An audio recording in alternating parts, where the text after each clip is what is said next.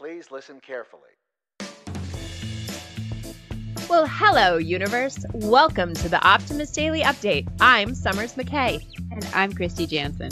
We are part of the team behind the Optimist Daily. We bring you reader-funded solutions news every day in order to change the tenor of news media, social media, and the direction of your day to make it one focused on solutions. 7 days a week, we publish positive news stories written by award-winning journalists and delivered online to your inbox and through our social channels. We are sharing these solutions in a commute-worthy, walk-worthy, home office-worthy, gardening-worthy, this is better than Twitter-worthy podcast. Today is Tuesday, the 6th of October, 2020. Kristy, how is this gorgeous fall morning looking to you? A lot better than it is to you, since I did not just do a Twitter deep dive over the evening like some of my friends that I happen to be on this channel with me right now. So I did not get the thought pollution that you find when you engage with Twitter.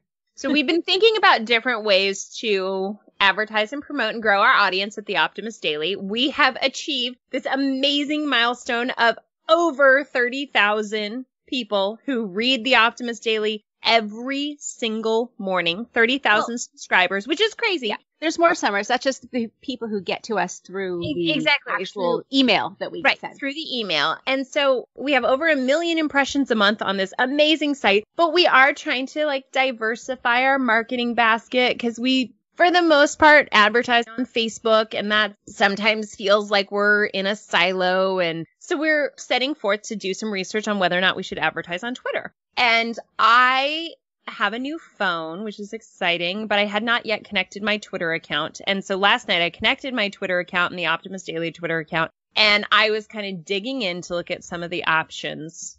And I made the egregious mistake of reading a series of hyper-aggressive, ridiculous, thoughtless tweets, and then found myself all night fighting bots on Twitter and fighting crazy COVIDiot super spreaders on Twitter. I was so inflamed and so triggered by those tweets, and it's just really funny because what I do for a living is try to help people avoid those triggers. And we talk about it all the time that in our job, because we are trying to be media therapists to prevent people from getting involved in those triggers, we end up stepping in minefields ourselves. And boy, oh boy, did my minefield blow up last night. So this morning when Kristy and I met for our check-in, I was like, full truth, 30 seconds, here's how I feel, and just had my little rage explosion. And now we're going to make it better. Not alone, right? Not alone right now. A lot of people are having this feeling. I think so. And what do you think that's called, Summers? I think it might be called something like emotional inflammation. Yeah. Now, I'm curious, Kristy, is there a way, and it's funny because we sound like we set this up, but we didn't. Is there a way I can manage my emotional inflammation better? Do you have any tools or solutions available for me? As a matter of fact, there is. This Friday at 11 a.m. Pacific time, we're going to be having a free webinar featuring our good friends of the pod, friends of the Optimist Daily, Lisa Van Susteren and Stacey Colino, who are the authors of this great new book called Emotional Inflammation that can address exactly this problem. And how do you deal with a world that feels like it's just massively toxic, inflaming you all the time? How do you find your new equilibrium after you've been triggered by things like Twitter and other social media and, your relatives who may not sit in the same space as you do in terms of things like climate. Yeah, we'll just use Twitter as the word to explain all the things we're not saying. But as you guys know, on this podcast, we try really hard never to be polarizing. We do not list negatives. We list positives. We list solutions. And so I don't want to take us down that rabbit hole. But I imagine as we go through our stories today, I will begin to feel a bit better. And perhaps Kristy can, as always, pull me back to a centrist experience in my emotional pendulum.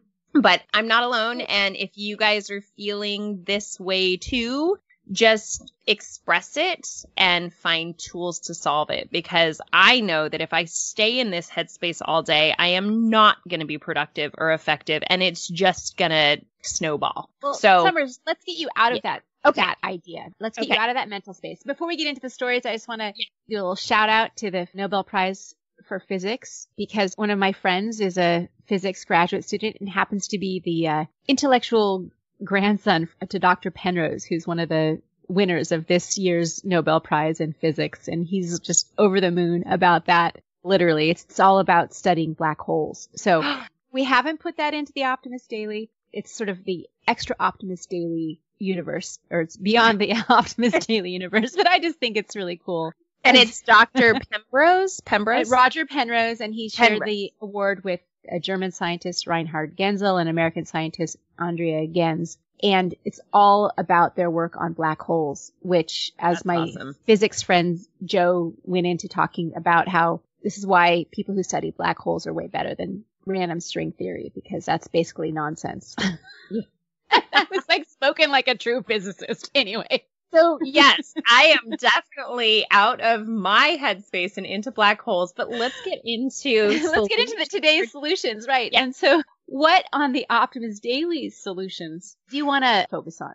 And bring you down to earth, right? Exactly. Bringing myself down to earth. The Little Mermaid in me loved the headline, "Wave energy is showing promising signs as a new form of renewable power." Now, Brennan has nailed the word mermaid. Everything is a mermaid. When we go swimming at the pool, everyone she sees is a mermaid. So I am super into mermaids, and as we know, I'm super into waves. And I actually think there is just such fundamental power in the ocean that is yet to be harnessed. And I was very excited to see that the renewable power opportunity has been, this has been an agenda of scientists in the energy community for some years, but it hasn't really come to commercial scale or technology because there hasn't really been a viable way of making it a financially successful opportunity. Well, fortunately, that may change, and a few companies are trying to make the new source of clean energy a commercial reality. Those companies are Ocean Wave Technology, which has successfully been operating a massive wave-powered generator since about 2019.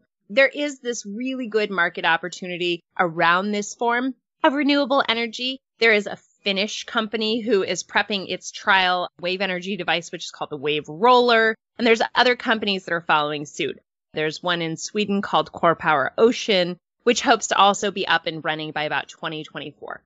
I love this because we talk about all the time diversifying our renewable energy sources. And when we look at one area of the world, it might be that solar is the right renewable format for one area, and then wind power is the right renewable format for another, and then wave power is the right renewable format. And so this diversification is so valuable and so interesting. And I know that the ocean and the wave power is right here. I see it every day by my house. Of course, I never go in the ocean anymore because I never have time. But I absolutely love this story, and it definitely gets me excited to see what's happening. I love innovators who are looking at things differently and recognizing commercial opportunity for renewable energy. I agree, and I like the idea of harnessing the ocean's energy for powering our future.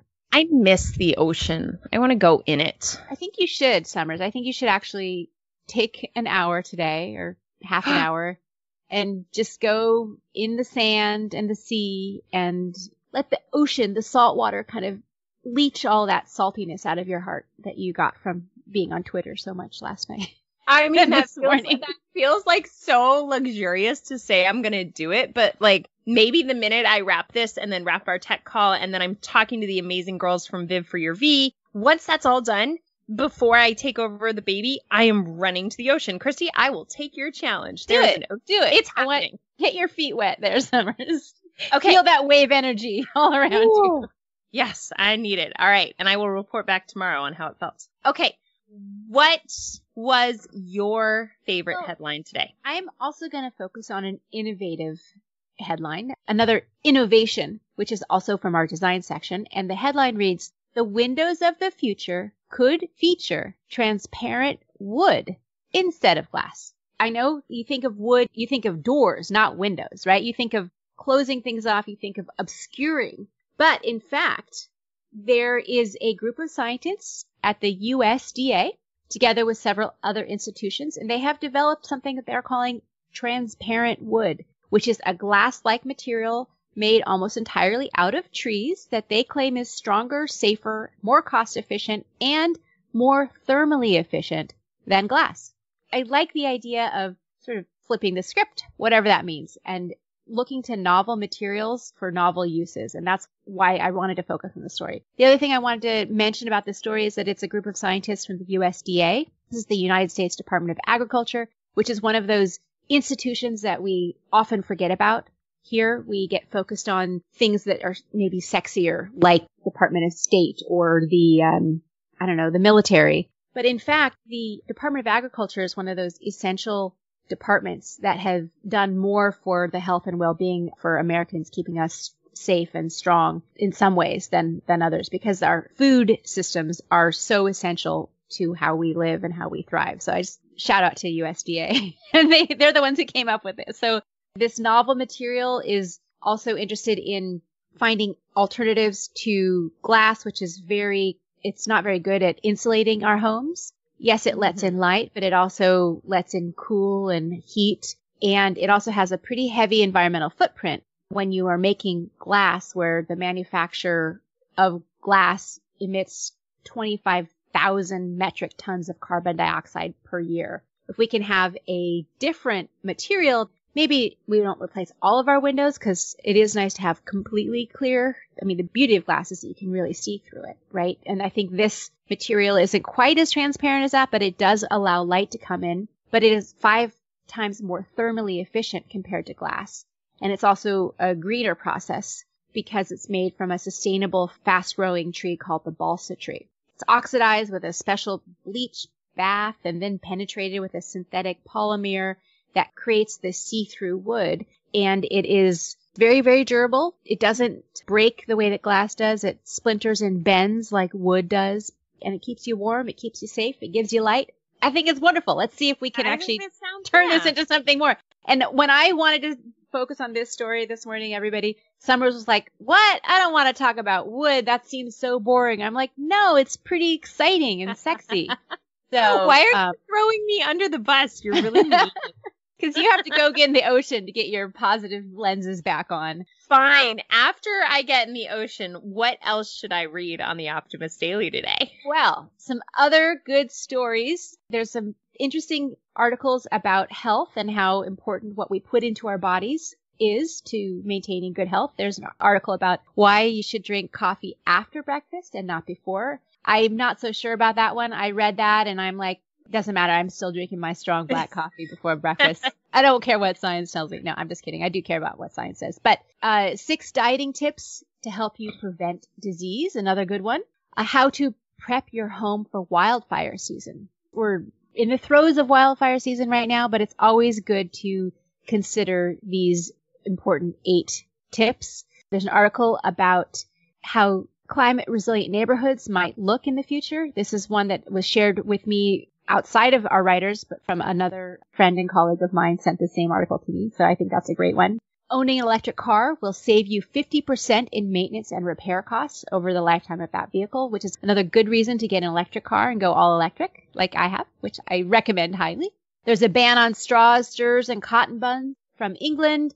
There's an article about Cambridge divesting from fossil fuels, and a new law in California that is going to help us ensure that we have diverse juries in helping people decide on court cases, which is another essential social justice issue that I am happy to read about. So go to Today's Solutions and read all of these fantastic solutions. And thank you, everybody, for listening to us, to me and Summers, and our rambling wild show with wind and wood and energy and physics and Nobel Prizes on the Optimist Daily Update. We promise to continue to share a positive, solution-based orientation to all the stories that we're bringing you, with ideas on how you can participate in this changing world and ensure it is changed for the good. We promise to cover current events with accuracy, with legitimate sources, and offer you the information needed most to chart new paths for all of us. please consider becoming an emissary on theoptimistdaily.com, and for just $5 a month, support reader-funded independent journalism. Be part of the solution, changing consciousness and addressing our world's biggest challenges with a problem-solving mindset. Let's keep the Optimist Daily free to all who need it, supported by those who can. And everybody who's listening, thank you for being part of over 1 million impressions of positive solution-based journalism that we offer at the Optimist Daily every single month.